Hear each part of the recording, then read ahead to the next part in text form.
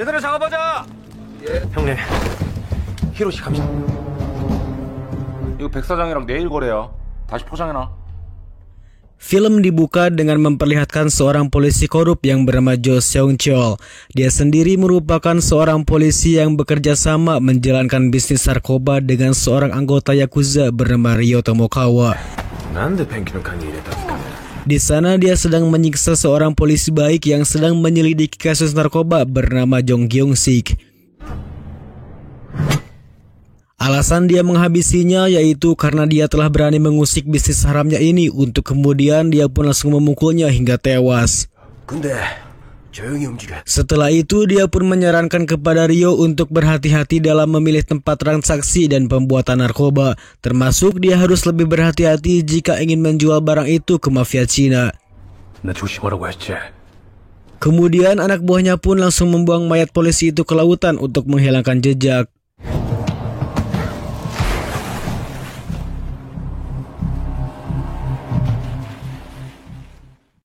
Keesokan harinya kita akan diperlihatkan dengan para preman yang sedang baku hantam dengan warga setempat. Namun tak lama kemudian Mamang Dongsu kembali datang untuk memisahkan perkelahian mereka. Tapi karena preman itu keras kepala, akhirnya mau tak mau dia harus memberikan pukulan Saitamanya kepada mereka. Dan tak lama kemudian para polisi Ladusing pun datang ke sana untuk mengamankan mereka. Setelah itu dia pun kembali berangkat ke kantor dan kabarnya kini tugasnya dipindahkan ke daerah lain. Dan tempat kepolisian di sini dipimpin oleh seorang pria bernama Jang Tae-suk dan dua tangan kanannya bernama Kim Min-jae. Tak lama kemudian di situ juga mereka mendapatkan kasus baru untuk diselidiki. Dalam penyelidikannya mereka mendapatkan kabar bahwa ada seorang wanita yang tewas karena terjatuh dari lantai 8. Di situ dia ditemani oleh Kim dan dua rekannya yang masing-masing diberi tugas, di mana dia dan Kim akan pergi ke lab forensik sedangkan yang lainnya ditugaskan untuk menyelidiki para saksi.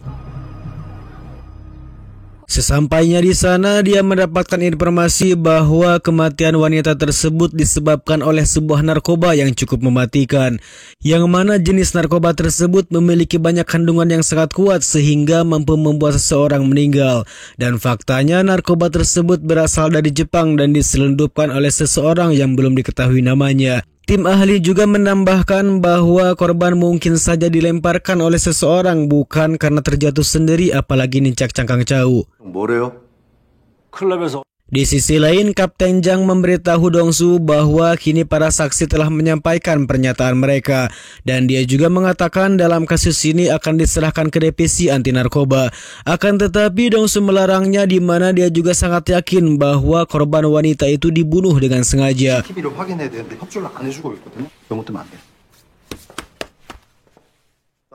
Dan untuk menyelidiki lebih lanjut, dia mengajak Kim untuk mendatangi klub malam yang sempat dikunjungi oleh korban. Di tempat itu juga dia dihampiri oleh seorang pria yang bernama Jang Dongmun. Dia sendiri merupakan seorang informan yang memiliki jaringan luas tentang narkoba dan yang lainnya, yang mana dia akan membantu mereka berdua untuk masuk ke sana tanpa biaya admin. Setelah mereka masuk, dia langsung naik ke ruangan atas untuk menemui seorang pria yang memiliki bisnis di tempat ini bernama Lee Sang-cheol. Namun saat akan menaiki tangga, dia dihadang oleh penjaga yang ada di sana. Sesampainya di ruangan atas, di sana dia melihat banyak sekali orang yang menggunakan narkoba jenis Cypher. Di situ dia langsung mengumpulkan barang bukti narkoba itu sekaligus memberi pelajaran kepada penggunanya.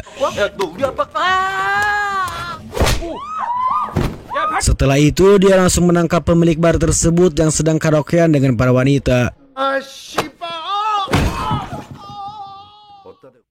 Sementara itu scene beralih kepada Jo dan juga Ryo yang terlihat sedang menemui mafia Cina bernama Jin. Kedatangan para mafia itu berniat ingin membeli narkoba dari mereka dan menjalankan bisnis rahasia bersamanya.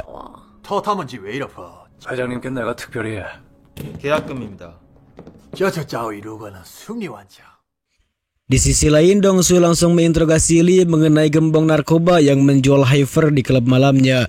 Awalnya pria itu menolak, namun setelah dia memberikan ancaman, dia pun mengatakan yang sebenarnya, yang mana dia memberitahukan sebuah nama bernama Hiroshi yang merupakan anak buah Ryo Tomokawa. 우리 진실의 방을 청소하자. 시작. 일주일에 한 번 정도 오는 히로시라고 제일 좋은데.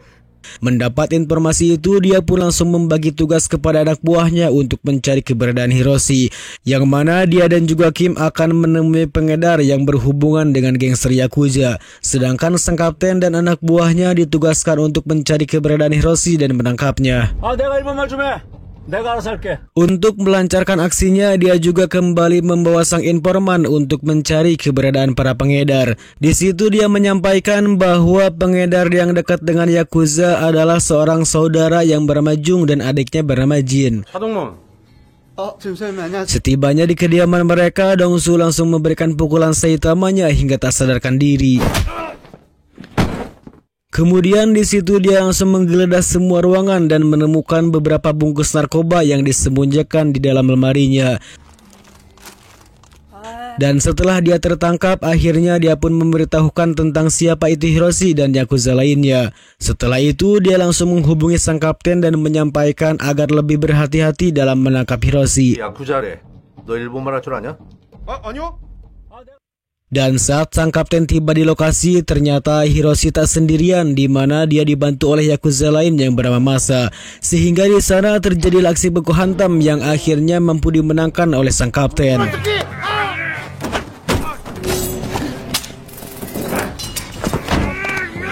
Setelah mereka tak berdaya, sang kapten pun membawa mereka dan menyita narkoba seberat 20 kg. 아, 새끼들. 야, 이건 도대체. Dan saat dalam perjalanan, dia memberitahukan kepada Dong-su bahwa dia kini telah berhasil menangkapnya. Namun tiba-tiba, 여보세요. mereka pun langsung ditabrak oleh anak buah Ryo dan langsung mengamankan barang tersebut. Karena faktanya barang tersebut akan dijual ke mafia Cina yakni Jin. Di tempat itu juga Hiroshi meminta kepadanya untuk jangan ditinggalkan karena dia masih ingin hidup bersenang-senang. Namun tanpa diduga dia justru membunuhnya padahal dia masih satu komplotannya. 얘들아 잡아보자. Setelah mereka membunuh Hiroshi, mereka pun langsung mengganti pakaiannya agar tidak mudah dilacak oleh pihak polisi. Kemudian dia dan semua anak buahnya langsung menghampiri ke tempat Ryo dan membuat keributan di sana. Alasan mereka membuat keributan yakni mereka merasa kecewa karena si Ryo dan anak buahnya tidak bisa menjaga barangnya dengan aman. 그럼. 이번 일 망.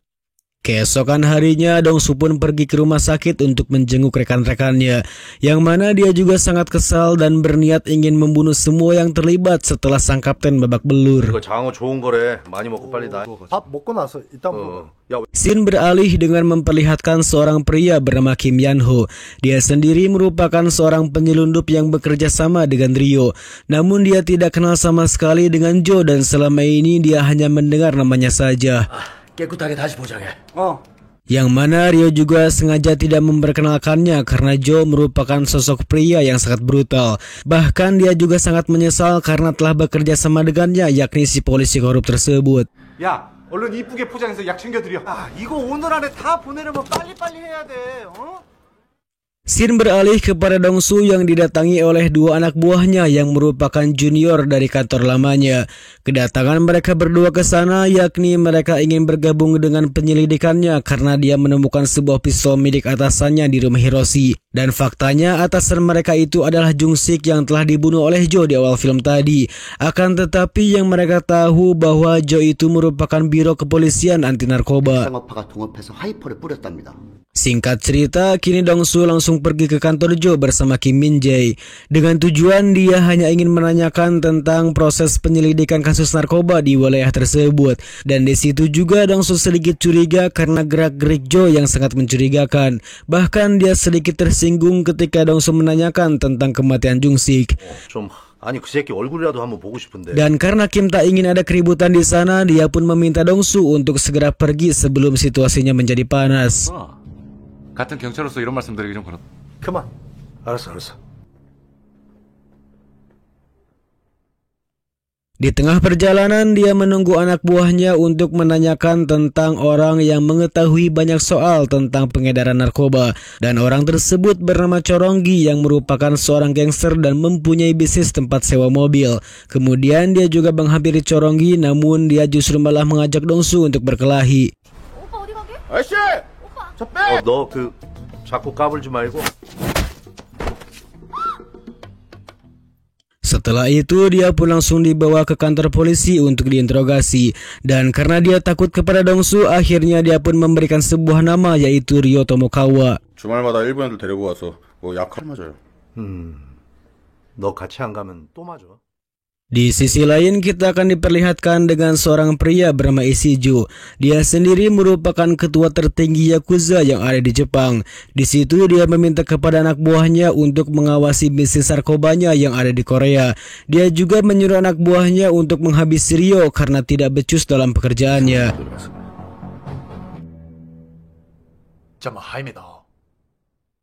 Hingga akhirnya sang ketua pun mengutus anak buahnya yang bernama Riki, yakni seorang Yakuza yang paling ditakuti pada kala itu. Selain diperintahkan untuk membunuh Ryo, dia juga diperintahkan untuk mengambil semua stok narkoba miliknya. Scene beralih dengan memperlihatkan Joe yang sedikit khawatir karena Ryo telah membawa kabur narkoba yang akan dijual ke mafia Cina. Alasan dia kabur karena dia takut dia akan dihabisi oleh Ricky atas perbuatannya. Oleh sebab itu, Joe pun meminta waktu kepada Jin selama 2 hari untuk mendapatkan kembali barang yang diinginkannya. Hingga akhirnya dia pun sepakat, namun jika dia tidak menepati janjinya, maka dia akan menyuruh semua anak buahnya untuk menghabisi Joe. Di sisi lain, anak buah Ryo terlihat sedang membereskan markasnya karena mereka akan menyusul bosnya pergi. Namun tak disangka ternyata Ricky dan semua jajarannya telah sampai di sana dan menghabisi mereka saat itu juga.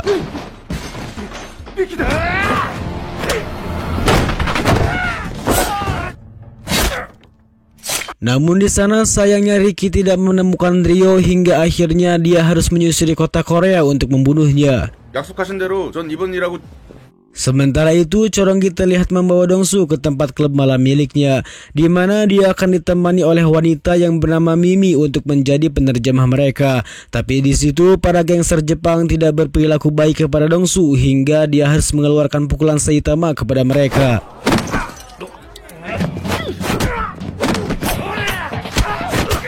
Ketika mereka tak berdaya, di situ Dongsu tidak menemukan Ryo, namun dia hanya menemukan Kim Yan-ho di bawah meja.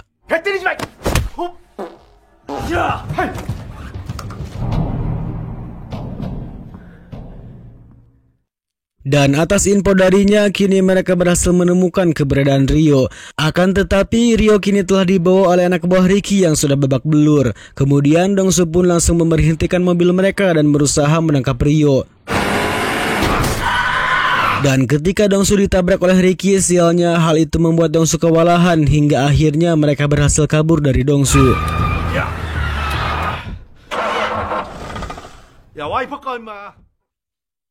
Di sisi lain, saat Ricky berhasil membawanya, di situ dia langsung menanyakan tentang penyimpanan stok narkobanya.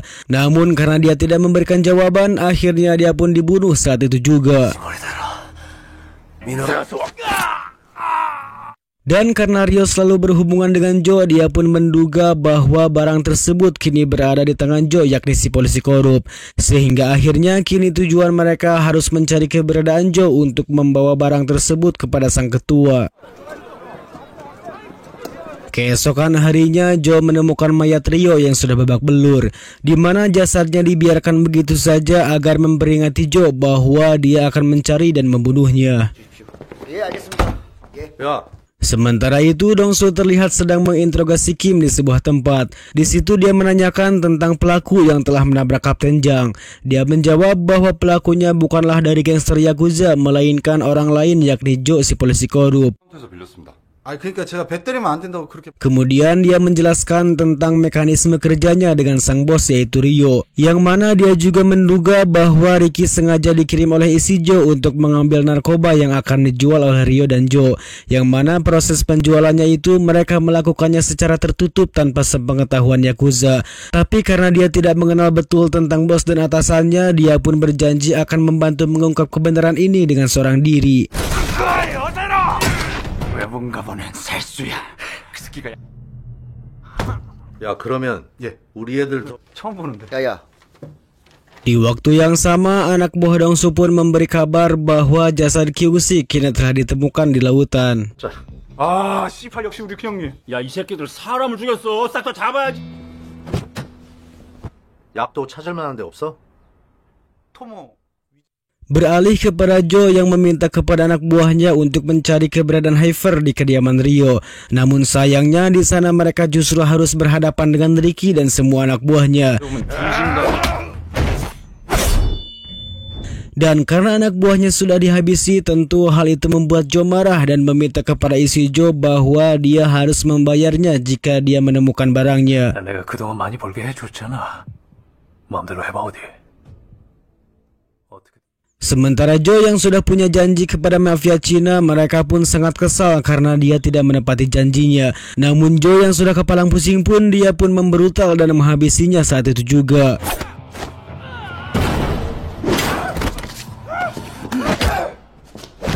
Setelah itu dia pun meminta waktu lagi dan dia berjanji akan mendapatkan barang tersebut untuk Jin.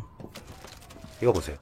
Keesokan harinya, Dongsu pun kini semakin curiga kepada Joe setelah mengetahui tentang kematian anak buahnya. Kemudian dia pun langsung mendatangi kantornya untuk mencari tahu tentang kebenarannya. Namun karena dia tidak ada di kantor, akhirnya dia pun menanyakan kepada temannya. 야, 잠깐만. 이렇게 자꾸 이 형 건들면은 자극하고. 너 한 번만 더 욕하면 죽탱이 날라간다.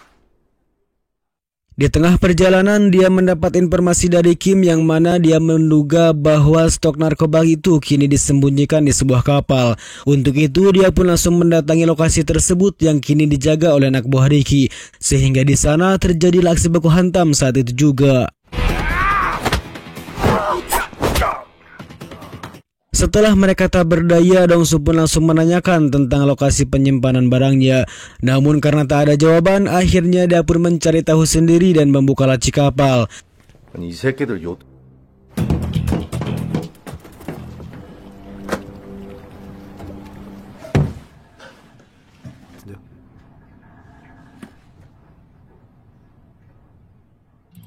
Dan di dalam berangkas tersebut dia menemukan sebuah tambang dan menariknya ke dasar laut. Yang ternyata tambang itu mengikat sebuah tas berisi Heifer seberat 20 kg. 이딴 것 때문에. Setelah itu dia pun menemui Chorongi untuk meminta bantuan lagi, di mana dia meminta kepadanya untuk menelepon Joe dan mengatakan bahwa dia memiliki barangnya yang dia cari. Namun karena Joe terlalu pintar, dia pun memintanya untuk membawa barang tersebut ke suatu tempat. 잡고 싶어요. 그지? 근데 보세요. 기억하시려나? 예? 내가 약 깨끗이 돌려드리겠습니다. Dan faktanya dia berniat untuk menjebak Dongsu dan Ricky dengan berpura-pura membuat kesepakatan, yang mana Chorongi yang seharusnya bertemu dengan Joe, dia justru malah diarahkan ke tempat para Yakuza. Di situ si Ricky langsung menangkap Chorongi dan memukul kepala Dongsu hingga pingsan. 이런 씨. Namun setelah tasnya dibuka, ternyata isinya hanya sebuah garam, sedangkan Heifer yang aslinya masih disimpan oleh Kim Min-jae. Di tempat lain, Joe kini berhasil menemukan Kim dan Donggu. Di situ dia langsung merebut tas tersebut dan menyeru anak buahnya untuk menghabisi mereka. Namun tak lama kemudian, Kapten Jang pun datang ke sana untuk menolong anak buahnya. Dan akhirnya Dongsu pun harus kewalahan setelah dirinya mendapatkan beberapa pukulan dari anak buah Ricky, di mana dia terus menanyakan tentang keberadaan Heifer tersebut. Namun tak lama Joe menghubungi Ricky dan mengatakan bahwa barang yang mereka cari kini sudah ada di tangannya. Oleh karena itu dia pun langsung bergegas mencari keberadaannya untuk mendapatkan barang tersebut. Namun di sisi lain Dongsu tak mau menyerah begitu saja, di mana dia langsung menghabisi anak buahnya saat itu juga.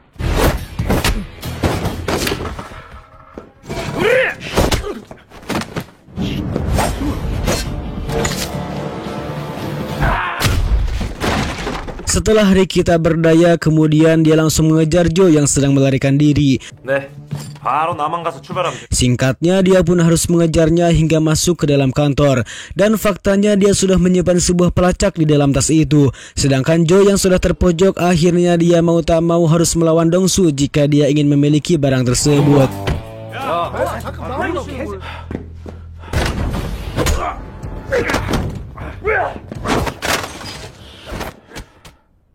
나랑 거래 하나 하자.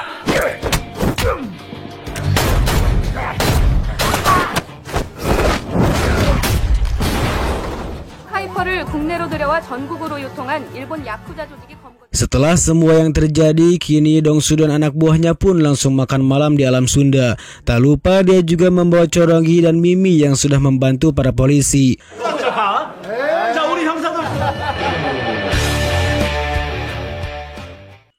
Singkat cerita, kini Dongsu menghampiri teman lamanya yang bernama Jang Isu, yang mana tujuan dia menemuinya yaitu dia ingin meminta bantuan kepadanya. 자존심 상해서 갑자기 찾아와서 너무 세게